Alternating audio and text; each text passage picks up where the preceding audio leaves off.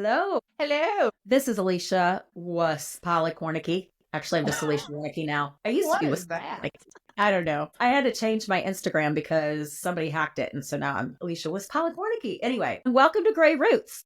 Wait, I don't think I ever knew how to say your last name. It's because it's Czech. It's a lot of consonants.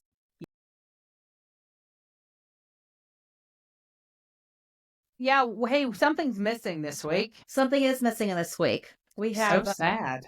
myself and Kathy Eggers, and we are missing our dear friend, Carrie Oakley Miller. Oh, for good reason. Yes, she is about to be a grandma again, and her daughter is, I'm not sure if she's in labor right now, but we got the message that, hey, you guys have to go without me.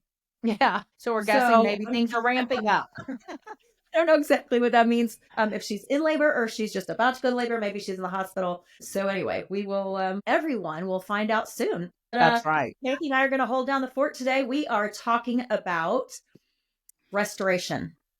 Yeah. And what to do once those lines are crossed and you color outside of them. And what do you do about that? Like, how do you get to the point where you can restore those relationships? And do you want to? Yeah, great question. Another thing Yeah. that we talked about, right? Sometimes you don't always want to restore the relationships. You might want to reconcile the relationship, but you may not want to go back to how things were. Just, depends on what boundaries you think you need and keeping everybody in a healthy place. So Yeah. we're going to kick off. Kathy has some really great stories about restoration. True story. And reconciliation. Kathy, would you mind sharing a restoration story with us? Yeah, I think my favorite, because the relationship did get restored, even though it was a super hard situation to go through, was our son Carlos. We brought him into our home at the age of 18. And in order to bring him home from Guatemala, we had to bring him home on an I-20. So he went to school as a freshman in high school at the age of 18. So if you are parenting an older child, you can imagine how difficult it is for a child of 18 to go into a freshman classroom. Well, he was quickly told by all of his friends that, you know what? You're 18. You don't have to listen to parents. You get to do what you want. You're an adult. And he didn't know. He had never been in a family before. So he had been in an orphanage until 18. We bring him into our family and expect him to obey the rules. That was more difficult than he imagined, than I imagined. I had never parented an 18-year-old before. My oldest at the time was 14. So I didn't know what that looked like. We had some problems. And after about a year, I really gave him an ultimatum. You either obey my rules or you can't live here. Alicia, I'll tell you, worst parenting move ever. That kid didn't even understand what that meant. And he would not tell me because he was stubborn that he would obey the rules. But I felt, I had to show my younger kids, who the boss was and he needed to know. And I packed his stuff up and took it to his girlfriend's house. Well, all that did was make that young man feel abandoned all over again. Again, worst parenting move ever. I can admit that. I've admitted it to him. I've admitted it to myself. Tried to forgive myself for it, but I really do struggle. So didn't see him for about 2 years. I walk into a Starbucks one day. There was a Starbucks by our house that you and I frequented a lot over at the collection. Walked in, was sitting down to do some work, and I look across from me, and there he is, this young man with his coffee, giving me a death stare. He was shocked. I was shocked. I tried to approach him. He wasn't interested. I left and sat in my car and sobbed. I did reach out to him and ask him would he be willing to meet with me, and he agreed. So, planned, we met up again at that same Starbucks. In fact, I was looking through some pictures the other day and found a picture of the time he and I met. I took a picture of him, and it was a hard meeting, but we started the reconciliation process at that point. What you were saying, reconciliation. We could say, hey, I messed up. Would you forgive me? And we both apologized for what we had done. And then the restoration could start. But it took years for the restoration to fully be as if nothing had happened. But I will tell you, here we are. How many years later? Is that 10 years later since that we first saw each other at that Starbucks? Mm-hmm. And it is as if nothing happened. I just saw him just a few days ago. One of my other boys had a birthday, and he came and joined us for dinner. And we laughed, and we hugged, and we talked, and we just had the best time. And I really could say this relationship is fully restored. A lot of pain, a lot of humbling both of ourselves. There's a lot of work too. A lot of work. I'm not going to say it wasn't, Yeah. but was it worth it? Yes. So worth it. So that's the one that was the most successful because it did reach full restoration. Not all of them have, but that one did. So happy Yeah. to share that one. Yeah. I love that story. And for the moms of teenagers who are listening, I want to just inject this here that Kathy realized that was the wrong decision for her and her son at the time. We actually did the same thing with our oldest, and that was 100% the right thing to do for him. So if you're struggling with a prodigal child, a child that is just, you're like, he's off the rails, he's not obeying rules, all the things, right? I don't want you to hear that it's a bad decision to set boundaries like that. I Right. want you to hear that Kathy recognized in her situation, because of his background, because he was not familiar with how their family worked, that was the Correct. wrong decision for him. Now, let me interrupt though, Alicia. He will tell you it was the best decision. Oh, He actually sees it as okay. a positive thing, even though I saw it as the wrong decision. He said he felt like God used that to mature him, to let him see that Okay. he didn't have life figured out like he thought. So he sees it as a growth opportunity. Okay. I'm the one who thinks I know it was the wrong decision. So Okay. for me and for him. Yeah. Well, I just want to throw that out there for any Yeah. mamas who are with older kids who are struggling with that, because I know I struggle with that. And if y'all want to DM us or whatever, I invite you to Mhm. talk to any of those mamas. Sometimes that's a really lonely place when you have a prodigal child. And I will give you all the loves and tell you all the, well, I can't tell you all the crazy stories because I don't have permission yet, but I can tell you quite a few. Make you feel, you'll be like, oh, wow, I'm doing okay. I'm actually doing Yeah. really great. I made a lot of mistakes along that road too. But so one of the stories that I have with restoration is actually surrounding my in laws, my husband's family, and his brother's wife. So we were like the outlaws. We were both the sister in laws, right? We married the brothers. And when I came into the family, it was kind of like a rocket ship launching, right? I got pregnant. All of a sudden, like, okay, she's part of the family. And, mom and dad love me, and Jeff loved me, and that didn't like go over really great with my sister-in-law, Laura. And I think just kind of like, plus I came in, I'm like, hey, guess what? I've got tricks.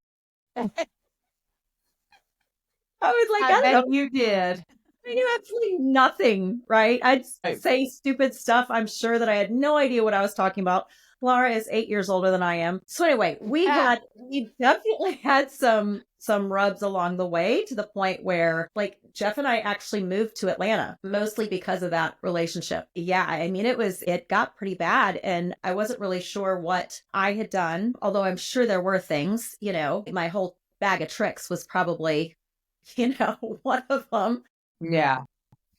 Imagine like the little sister that's just, traipsing all over the place. But anyway, it took a while, and then kids got involved. And I remember this time we were actually in St. Louis still at the time, and our oldest son Andrew was like, I don't know, 6 then, and he didn't get invited to a birthday party of one of their sons that they were having. And my mother-in-law found out about it, and she was like, okay, well, I'll see you at his birthday party. And I'm like, what birthday party? She's like, his birthday party's today. And I'm like, you won't, because we weren't invited. And she about flipped her, you know what? Because she for to her that was really upsetting. And so then I guess I don't know who talked, but then Jeff said, hey, we're gonna go to my brother's house for the birthday party. I'm like, and I said, you know what? That was kind of a turning point for me. I'm like, you can go if you want, but me and the boys are not going anywhere. We weren't invited to begin with.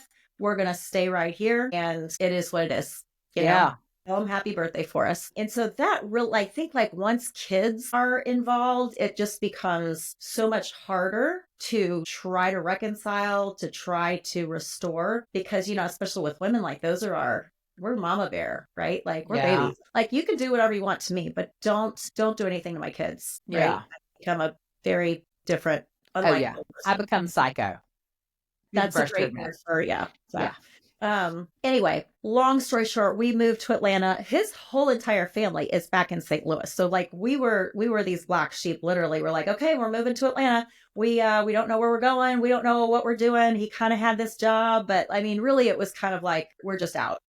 Yeah. About and along the way, she had apologized one time when we went back to St. Louis to Jeff, but there was no reconciliation between her and I. It was just kind of like this dirt that was just kind of swept under the rug, and everybody just kind of put on a happy face whenever we were together, which wasn't very often. Right. We celebrated all of our holidays here in Atlanta, where we live, Georgia. It was probably about 5 years before we actually went back to St. Louis. Wow.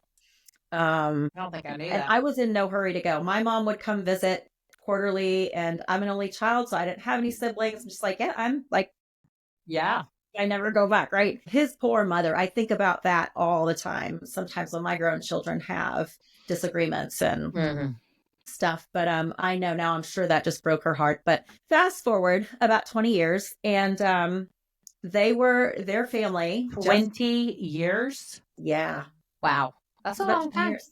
Yeah. Yeah, Okay. yeah. 20 years. So if I was 18, let's say 37, 40, Okay. somewhere around there. It was, I mean, it Yep. was a long time.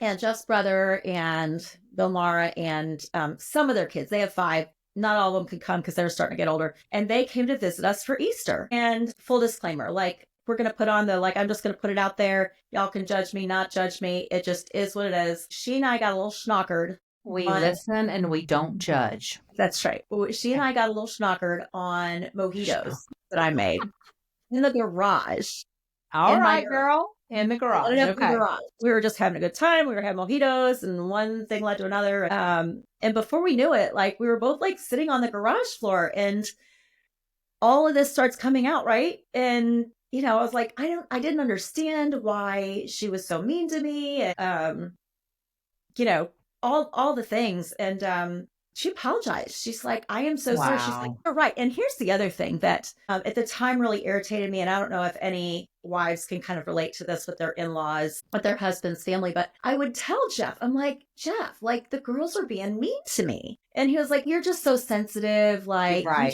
they're just saying they don't mean it, whatever. And I kept telling like, listen, I'm not stupid. I Yeah. know Yeah. to me. Something's off. Yeah. And so finally, like, and so that was very validating. She's like, we were so mean to you. I am so sorry. Oh. We were jealous. We were this, that, you came in with your bag of tricks. You said dumb stuff and stuff that was offensive. And like, I didn't realize it at the time, but I mean, looking back, I'm like, oh, wow. Yeah. I could see how you would take offense to that. Yeah. But yeah, I'm just young and dumb. Anyway, Say all young that and dumb. You were young. I was Just very, young. I mean, I was just a young. kid. Yeah. Yeah. I mean, Yeah. So anyway, long after all that, yeah, we reconciled. And then very quickly after that, we restored. I mean, that was like wow. a new beginning for us. Yeah. And so then we would go back to St. Louis and visit a little more often. I would get like big bear hugs from her. And she's like, I'm so glad you're here. I'm so glad to see you. Yeah. Have talks on the phone, like things that weren't happening before. We actually just recently met them in just south of Cancun and Riviera Maya at a 60th birthday party resort thing that they were going on with their friends, and they invited us. We're like, yeah, we'll go. And it was like nothing ever happened, just like you said. It was like the best thing ever. But yeah, it was a good story, but it took a long time. Yeah. And I mean, I was that's a in, long time. 20 years. Do you think most people will invest 20 years waiting for restoration? no, and to be honest, I wasn't waiting for restoration. I was just living my life. Yeah. I Okay. never get restored. Like I'm not really expecting to. I was still at the point where I really didn't care to, I was hurt and, felt kind of left out. And I think that was magnified, especially for me, because I am an only child. And Mm-hmm. so when I was thinking about like, who are you going to marry and all this, like if you didn't have siblings, you wouldn't make the cut because I wanted I wanted to be included in a big family. I wanted my Yeah. kids to have aunts and uncles, all of that. So the fact that I was feeling rejected by this family that I was so excited to, Yeah. it's coming into was probably hit me a little harder maybe than it would have hit someone else that didn't have that experience. But yeah, but at this point, I'm glad, I mean, everything happens at the right time for a reason. It makes me really sad still that his mom, I know, just grieved that the two brothers and Yeah. the two Yeah. girls were not linked. We weren't really family. Yeah. I mean, for all That intents is and really purposes of sad. what you think of as a family, that we weren't that. I wonder Um, how often that happens. I mean, we do talk to a lot of people out and about now that we do this podcast who share the tension in families. I mean, and that's what we're talking about. Listen, there's issues with friends and I definitely have that. Just reached out to a friend recently and we were like family. I mean, we've been friends for goodness almost 40 years and we had some wow. hiccups along the way and I've reached out to her recently and I don't know that full restoration will ever happen, but even working on it is rewarding. And this is a friendship, but with family, I mean, family's in your family. You do see them. And so I think it's a bit harder. I think you do have to, in my opinion, really work harder unless you sever that relationship, unless you decide, I am not going to have a relationship with this person and I am cutting them off. And that wasn't the case for you, right? That wasn't cut off. It was just kind Yeah, of a no, no. fakey Once kind of thing. Yeah, once we moved to Atlanta, and kind of some time had gone by. Like, I mean, like I said, it took 5 years before we went back for anything. Right, right. Like, I wasn't going to cut them off. You Yeah, know, I just really, it's like being around them was just uncomfortable because yeah, I felt sure. like I'd been hurt and nobody really cared and they meant it, and so Yeah. I'm just kind of like, you guys just don't like me. Why do you ever want to be around people that you don't like or that they think that you disrespect them? you know, Yes. Well, and or I that think that's so right, much what we hear about they can for respect you.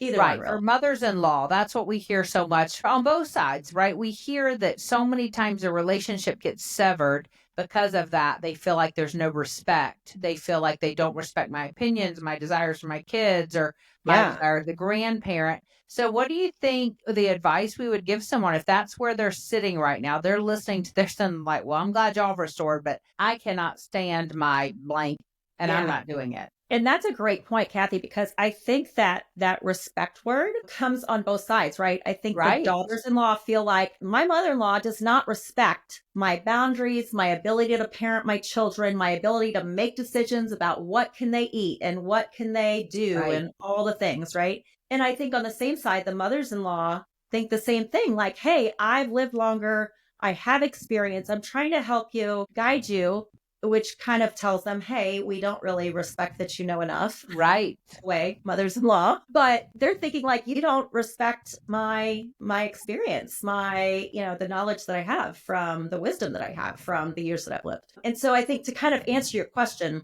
what do we do about that? I believe that God wants us all to reconcile. And that's, without getting too churchy on you here, I mean, as a believer, we're called to forgive people who have wronged us, whether they apologize or not. And I believe that there is a healing that happens when you do that. Whether they apologize, whether they accept that, any of that stuff. I think, I heard once, and it just rings so true, that not forgiving another person is like drinking poison and expecting them to die. Whew. Yeah.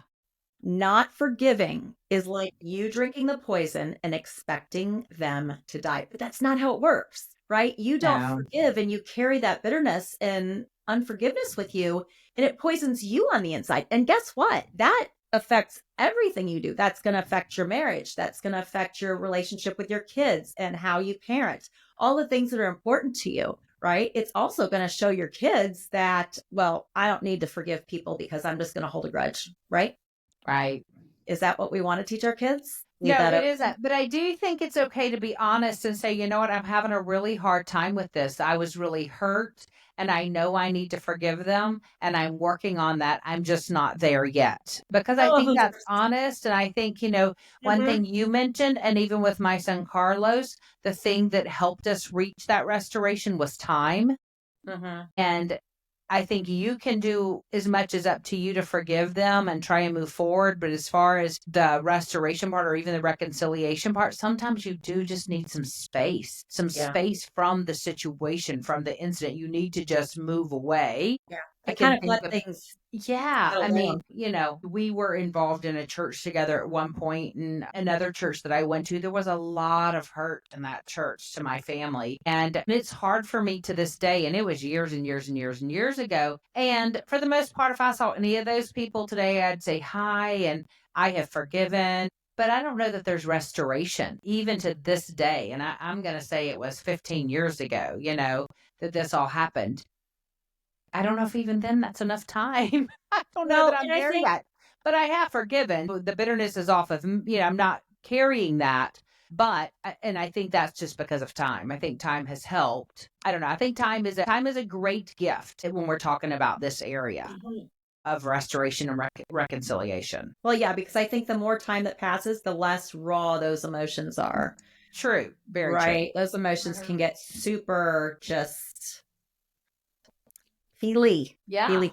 I think so. I think there are a couple things that I hear, right? Number one, it takes time, right? Right. And just because it's been a week, it may take longer than that. The other thing for true restoration, I think it takes both parties wanting to do the work. Yeah. You're not going to be restored if one person is like, hey, listen, I want to restore this relationship with you. And the other one's like, yeah, I got too bad. You're never going to get to So true. restoration. Right. You might get to reconciliation. I mean, one person Correct. can kind of at least say that they can do, but you're right. True restoration has to be both parties willing to come together and really put in the effort. Right. Yeah, that's so So true. on I don't know, TikTok, Facebook, Reels, whatever, all that stuff is. Kathy knows I'm like social media inept here, whatever those things are called that flip on my phone. There is a thing that pops up on mine and it talks about how, hey, if you've hurt me, if you've wronged me, any of these things, it says, I forgive you. I still want you to eat, just not at my table. Right. And I Yeah. think that is a really good description of reconciliation and Right. forgiveness. I Right. forgive you. I still want good things for your family. I'm Yes. not harboring any ill will. There's no Right. malice there, but I don't want you in my inner circle. Right Right. now, the Yes. restoration would be I Come forgive on back. you. Come back and sit at my table. I That want is you a to great way to explain fed it. with you. Yeah. Yeah. Yeah. I love that when I saw that. I'm like, that that word picture for me really hit home. I think the key is, other than just both parties have to agree, what would be the next step? Both parties agree there's restoration needs to happen. Well, how do we move from there towards that restoration? That is a tough question because especially if you have two parties that are angry and they both think they're right, Right. right? I think that's part of why things get askew to begin with, because both people see the same event or events in a different light and they both think that they're right. And Right. so if you can't both be right, then you get the divide. And I think at least one person needs to start moving toward taking some ownership in what their part may have been. Yeah, I think that's key. I think if you can't be self-aware Yes. enough to look at the situation and admit that you contributed somehow, it's going to be really difficult for you to get to restoration. I Yeah. think it is It can't key. all be you were right and they were wrong 100%. It just Correct. can't. Yeah. And I do think we have people in this world who unfortunately are not self aware. And so it's funny, somebody was talking to me about couples counseling recently. And I was like, personally, I don't even know that couples counseling should be a thing. I think it should be you go get your individual counseling done. You take care of yourself, your trauma, your pain, your insecurities. And it's amazing what happens to the marriage if both parties can do that. And I Yeah. think it's like that in any relationship. If both parties can look at themselves and agree, okay, yes. I mean, again, with me, with Carlos, I can 100% own that I made some big mistakes in my relationship with my son early on and had to own that. But if had I not been able to admit that and say, well, you know what, you just wouldn't obey me. You wouldn't obey me. I wonder where we would be today. I don't Yeah. think we would be restored for sure. Yeah. Yeah, I think you're right. And I just to give a little caveat with that, we're not talking about abuse where there's an Right. abuser and there's a victim. That, right? We're not saying that a victim would be responsible or need to have any ownership whatsoever in an abusive relationship as far as the actions of that other person, right? Yes, I have mentioned before that I was abused as a child, and my abuser is still in my life. Not often, but they are still because they are related to me. And I have forgiven them. I have confronted them. They have asked for forgiveness. I would not say we're fully restored because that is a particular type of offense that I have to maintain some serious boundaries for my family in order to move forward. So I could say we reconcile, but I don't know that in that kind of situation, Alicia, you are ever fully restored Yeah. in Yeah. that, you know? So,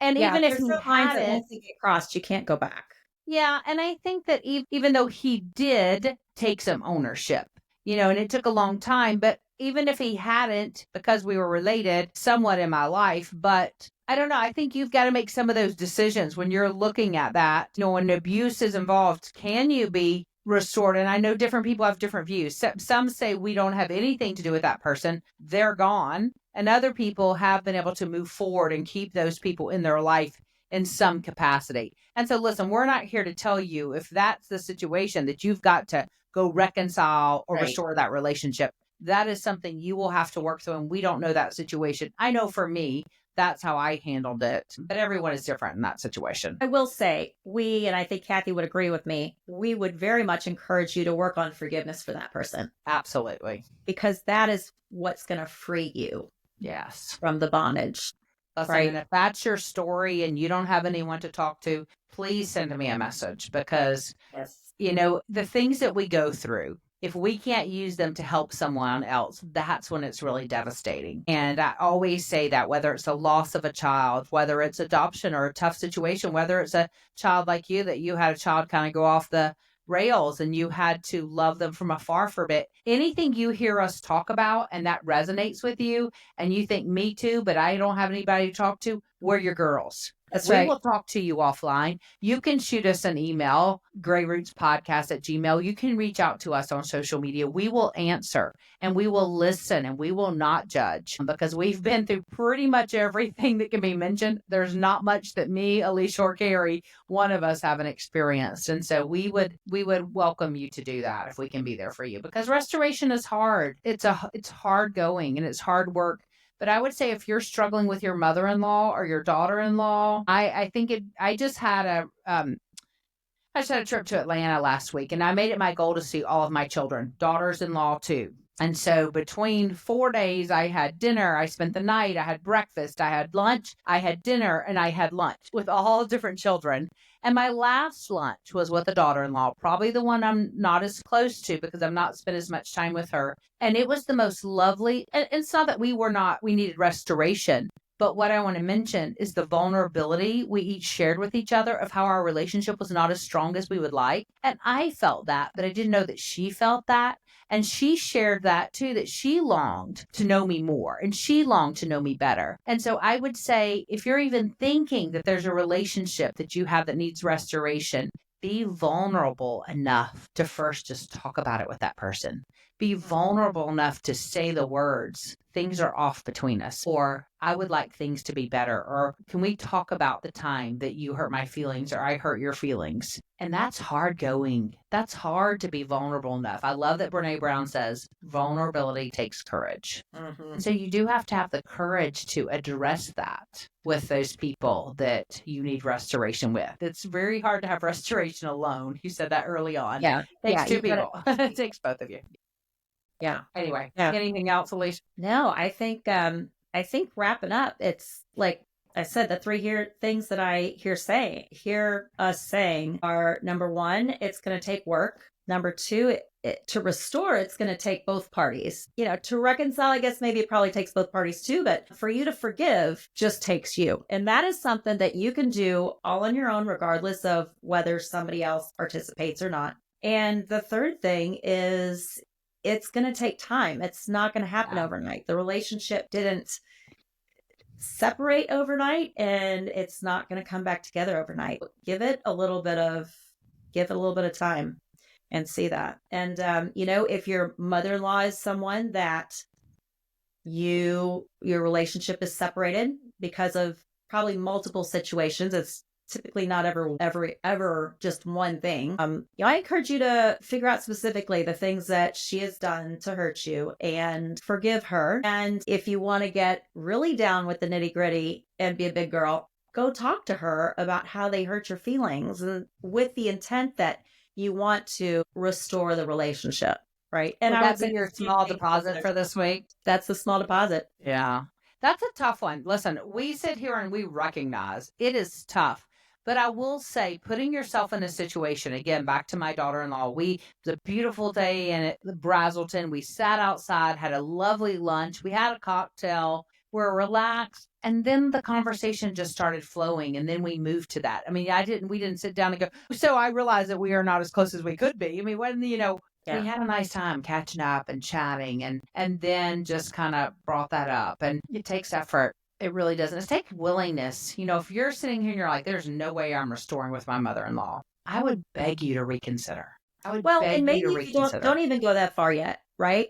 If you're like, no, I have no desire to reconcile or restore with her, all of these things, here's my list. I would just challenge you to forgive her for those things. Excellent. That's excellent advice. Yeah. Just start there.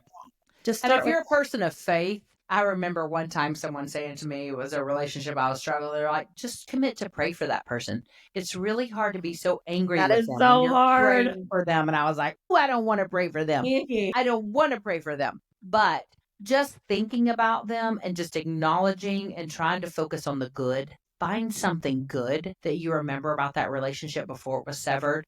I think that helps too in the long run. So we know this is a tough topic. We missed Carrie. We know you do. We will be back next week and Carrie will be with us. Yes. Anything else, Alecia? Nope. I think that's it. Y'all have a fantastic morning, lunch, afternoon, evening, whenever you are listening to us, and we will catch you next week. Thanks so much for listening. Bye, y'all.